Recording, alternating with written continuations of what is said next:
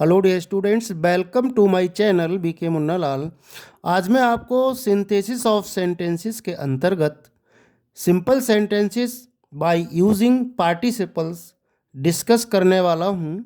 यदि अभी तक आप मेरे चैनल पर नए हों तो प्लीज़ चैनल को सब्सक्राइब अवश्य कर लें, जिससे आप मेरे आने वाले हर वीडियो का नोटिफिकेशन प्राप्त कर सकें।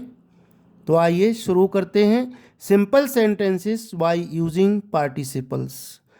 सबसे पहले हमें पार्टिसिपल को ही समझना होगा, क्योंकि पार्टिसिपल्स का प्रयोग करके ही हम सिंपल सेंटेंस बनाएंगे।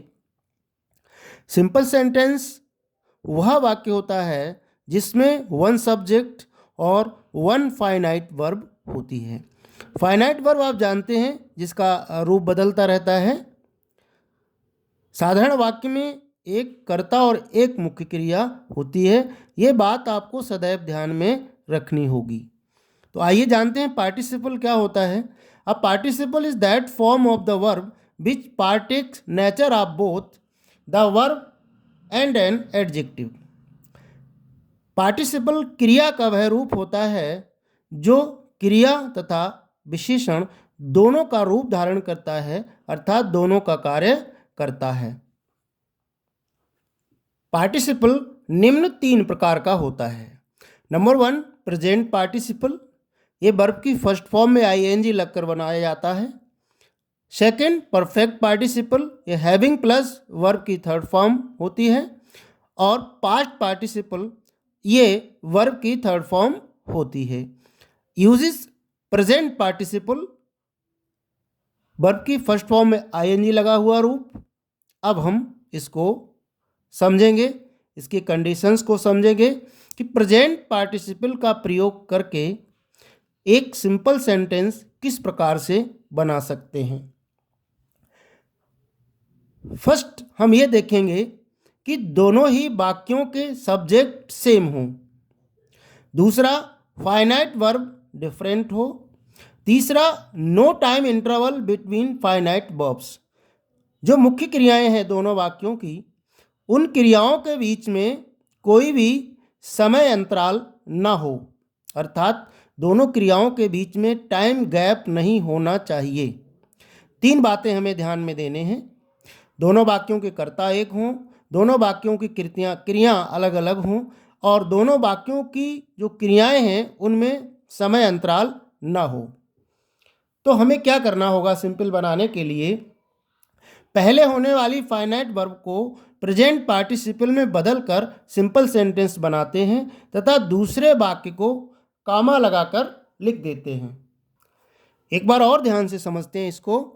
पहले होने वाली फाइनाइट वर्ब को प्रेजेंट पार्टिसिपल में बदलकर सिंपल सेंटेंस बनाते हैं तथा दूसरे वाक्य को कॉमा लगाकर लिख देते हैं।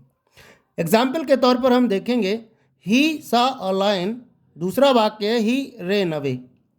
ही saw a lion, he ran away, दोनों के सब्जेक्ट एक हैं। दोनों की फाइनाइट वर्ब्स डिफरेंट हैं, अलग अलग हैं। इसमें सा है, उसमें रेन है। अब हम ये भी देखेंगे कि दोनों क्रियाओं के बीच में समय अंतराल नहीं होना चाहिए। ही सा ए लायन, उसने एक शेर देखा। ही रेन अवे, वह भाग गया। सा और रेन के बीच में टाइम इंटरवल नहीं है, तो पहले होने वाली क्रिया को हम प्रेजेंट पार्टिसिपल में बदल देंगे। सा की फर्स्ट फॉर्म सी होती है, इसमें हम आईएनजी लगा करके प्रेजेंट पार्टिसिपल में बदलते हैं। Seeing a lion comma he ran away, ये हमारा सिंपल सेंटेंस बनकर तैयार है। सेकेंड एग्जाम्पल है, Ram heard the noise he got up. दोनों के सब्जेक्ट एक हैं, दोनों की क्रियाएं अलग हैं, दोनों में टाइम इंटरवल नहीं है। क्या बनेगा? Hearing the noise Ram got up. हमें यहाँ पर यह ध्यान रखना पड़ेगा कि पार्टिसिपल के बाद वाले वाक्य में मूल सब्जेक्ट लिखा जाता है, प्रोनाउन को हटा देते हैं। जैसे इसमें Ram heard the noise he got up, बाद में प्रोनाउन है और सिंपल बनाते समय हमें बाद में मूल सब्जेक्ट अर्थात नाउन को ही लिखना है। Hearing the noise Ram got up. अब हम परफेक्ट पार्टिसिपल का प्रयोग देखेंगे। परफेक्ट पार्टिसिपल में हैविंग प्लस वर्ब की थर्ड फॉर्म का प्रयोग किया जाता है। इनकी कंडीशंस को देखेंगे। परफेक्ट पार्टिसिपल का प्रयोग करके कब हम एक सिंपल सेंटेंस बना सकते हैं। तो सबसे पहले दोनों वाक्यों के सब्जेक्ट सेम हों, फाइनाइट वर्ब्स डिफरेंट हों अर्थात क्रियाएं उनकी अलग अलग हों, और टाइम इंटरवल हो अर्थात उनमें टाइम इंटरवल होना चाहिए, दोनों क्रियाओं में गैप होना चाहिए। तो कैसे बनाएंगे? पहले होने वाली फाइनाइट वर्ब को परफेक्ट पार्टिसिपल में बदल कर सिंपल सेंटेंस बनाते हैं तथा दूसरे वाक्य को बाद में कामा लगा करके लिख देते हैं। जो क्रिया पहले हुई है उसे हमें परफेक्ट पार्टिसिपल में बदल देना है और दूसरे वाक्य को कामा लगा कर लिख देंगे, हमारा सिंपल सेंटेंस बनकर तैयार हो जाएगा। आइए उदाहरण से समझ लेते हैं। He wrote a letter, he posted it. दो क्रियाएं हैं और दोनों के कर्ता एक हैं, दोनों क्रियाओं के बीच में टाइम इंटरवल है। अब हमें पहले होने वाली क्रिया को परफेक्ट पार्टिसिपल में बदलना है। Having written a letter, he posted it. दूसरा एग्जाम्पल है Sunita took her food, she went to school. इसमें कर्ता एक ही है, क्रियाएं अलग हैं, दोनों क्रियाओं में अंतराल है। हमें पहली क्रिया को परफेक्ट पार्टिसिपल में बदलना है। Having taken her food, Sunita went to school. अब हम देखेंगे कि फर्स्ट फाइनाइट वर्ब अगर पैसिव में हो तो हमें हैविंग बीन प्लस वर्ब की थर्ड फॉर्म से सिंपल बनाना होगा। अगर फर्स्ट फाइनाइट वर्ब पहले होने वाली क्रिया यदि पैसिव वॉइस में है तो हमें हैविंग बीन प्लस वर्ब की थर्ड फॉर्म का प्रयोग करके सिंपल बनाना होगा। उदाहरण देखते हैं। Ram was punished, he was sad.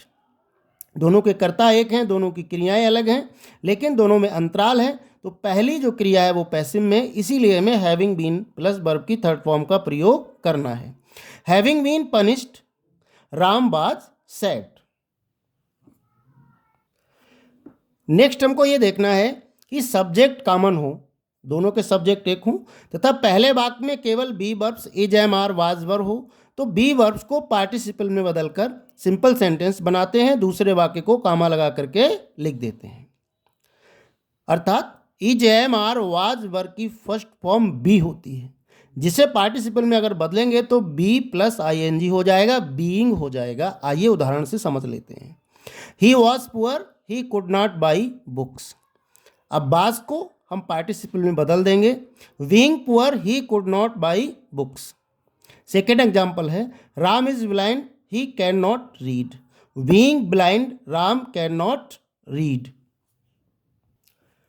Fourth condition ये भी होती है जब दोनों वाक्यों के सब्जेक्ट डिफरेंट हों, पहले वाक्य का ऑब्जेक्ट दूसरे वाक्य का सब्जेक्ट हो तो पहले वाक्य को पैसिव फॉर्म में लिखकर दूसरे को कामा लगा करके लिख देते हैं। जैसे उदाहरण के लिए हम देखें, the teacher was beating her, she began to weep. अध्यापक उसको पीट रहा था, वह रोने लगी। दोनों वाक्य के सब्जेक्ट अलग हैं और तो क्या करेंगे पैसिव बनाने के लिए इसे, being beaten by the teacher, she began to beep.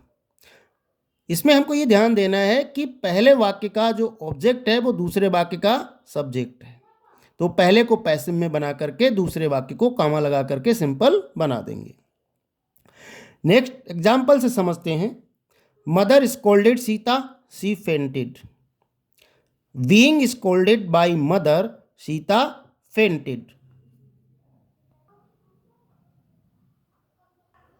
Next condition ये भी होती है जब दोनों वाक्यों के सब्जेक्ट डिफरेंट हों, पहले वाक्य का ऑब्जेक्ट दूसरे वाक्य का सब्जेक्ट हो तथा दूसरा वाक्य प्रेजेंट पार्टिसिपल फॉर्म में हो तो पहले वाक्य के बाद कामा लगाकर दूसरे वाक्य को सब्जेक्ट बी वर्ब हटाकर लिख देते हैं और ये वाक्य सिंपल बन जाता है। I saw a girl, she was carrying a picture. I saw a girl carrying a picture, simple बन गया। ध्यान हमें यह देना है दोनों वाक्यों के सब्जेक्ट डिफरेंट हों, पहले वाक्य का ऑब्जेक्ट गर्ल, जैसे कुछ भी हो सकता है, दूसरे वाक्य का सब्जेक्ट हो, और दूसरा वाक्य पार्टिसिपल में हो, प्रेजेंट पार्टिसिपल फॉर्म में हो, तो कामा लगाकर उस वाक्य का सब्जेक्ट और जो बी वर्ब है उसको हटा देते हैं और वो सिंपल बन जाता है। जैसे I saw a girl she was carrying a picture, तो सिंपल बन गया I saw a girl carrying a picture. Next condition ये भी होती है कि यदि दूसरे वाक्य में बी वर्ब प्लस वर्ब की फर्स्ट फॉर्म प्लस आईएनजी है तथा अन्य शब्द नहीं है, तो फाइनाइट वर्ब को एडजेक्टिव की तरह प्रयोग कर लेते हैं, अर्थात फाइनाइट वर्ब को एडजेक्टिव की तरह प्रयोग करके सिंपल बना देते हैं। कंडीशंस को बहुत बारीकी से हमें समझते जाना है। आई सा वर्ड इट वाज चर्पिंग, दूसरे वाक्य में बी वर्ब प्लस वर्ब की फर्स्ट फॉर्म आईएनजी है, अन्य शब्द नहीं है, तो क्या करेंगे, फाइनाइट वर्ब को एडजेक्टिव की तरह प्रयोग कर लेंगे, आई सा अ चर्पिंग वर्ड। अब देखेंगे पास्ट पार्टिसिपल। इसमें क्रिया की third form act and adjective, क्रिया की थर्ड फॉर्म विशेषण की तरह कार्य करती है। पास्ट पार्टिसिपल में वर्ब की थर्ड फॉर्म जिस वस्तु, व्यक्ति तथा स्थान की विशेषता बताए उसके पहले उसे प्रयोग करके सिंपल सेंटेंस बना देते हैं, जस्ट लाइक एन एडजेक्टिव, ठीक एडजेक्टिव की तरह। देखिए उदाहरण से समझते हैं। आई सा मैन ही वॉज टायर्ड, मैंने एक व्यक्ति देखा वह थका हुआ था। अब ये टायर्ड वर्ड इस मैन की विशेषता बताता है, इसे हम एडजेक्टिव की तरह प्रयोग कर लेंगे, मैन से पहले लगाकर सिंपल बना देंगे, आई सा अ टायर्ड मैन, ये सिंपल बन गया। नेक्स्ट एग्जाम्पल है the boy was wearing a shirt it was torn. अब टॉर्न शर्ट की विशेषता बता रहा है, the boy was wearing a torn shirt, simple बन गया। आशा है डियर स्टूडेंट्स ये वीडियो आपको पसंद आया होगा, पसंद आया हो तो लाइक करिएगा, शेयर कीजिएगा। वीडियो के अंत में डिस्क्रिप्शन बॉक्स में मैं अन्य सिंथेसिस के इंपॉर्टेंट टॉपिक्स की लिंक दे दूंगा, वहां जाकर आप उनको अच्छे से तैयार कर सकते हैं। टॉपिक को समझने के बाद अपनी बुक्स से आप एक्सरसाइज अवश्य करें, और कुछ समझ में ना आए तो कमेंट अवश्य करें। थैंक्स।